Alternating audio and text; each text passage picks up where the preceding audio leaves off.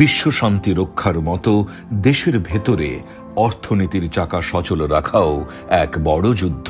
শিল্প খাত বাংলাদেশের অর্থনীতির প্রাণ। যখন অস্থিরতা থামিয়ে দেয় উৎপাদনের চাকা, শ্রমিক ও মালিকের মাঝে তৈরি হয় আস্থার সংকট, তখন সেনাবাহিনী দাঁড়ায় নিরাপত্তার ঢাল হয়ে। কারখানা সচল রাখা মানেই দেশের হৃদস্পন্দন সচল রাখা।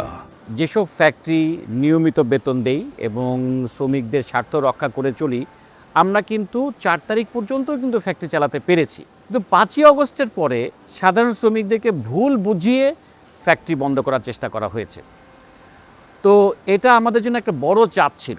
তো 5ই আগস্ট থেকেই কিন্তু সেনাবাহিনী চেষ্টা করেছে সর্বতোভাবে যেন ফ্যাক্টরিগুলোকে রক্ষা করা যায়। শুরু থেকে আমরা যে সকল প্রবলেম ফেস করেছি এগুলো বেসিক্যালি মাল্টি ডাইমেনশনাল থ্রেট ছিল। নির্দিষ্ট সময়ের ভেতরে শ্রমিকদের বেতন ভাতা দিতে না পারার কারণে যেসব বিশৃঙ্খলা তৈরি হয়েছে, পাশাপাশি টার্গেটেড ইনস্টিগেশন ছিল, সুযোগ সন্ধানী ব্যক্তিরা তাদের অন্যায্য দাবি আদায়েরও চেষ্টা করেছিল।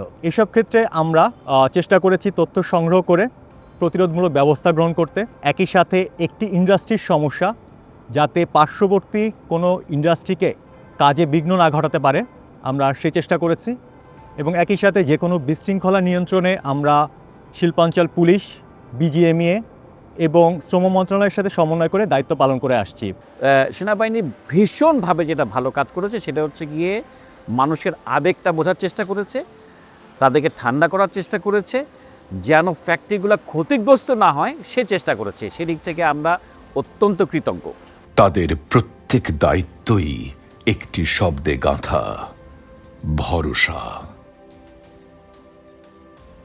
অপরাধের অন্ধকারে, দুর্যোগের ধ্বংসস্তূপে, পাহাড়ের নিস্তব্ধতায়, বিশ্ব শান্তির মিশনে কিংবা অর্থনীতির চাকা সচল রাখতে মানুষ জানে তারা একা নয়।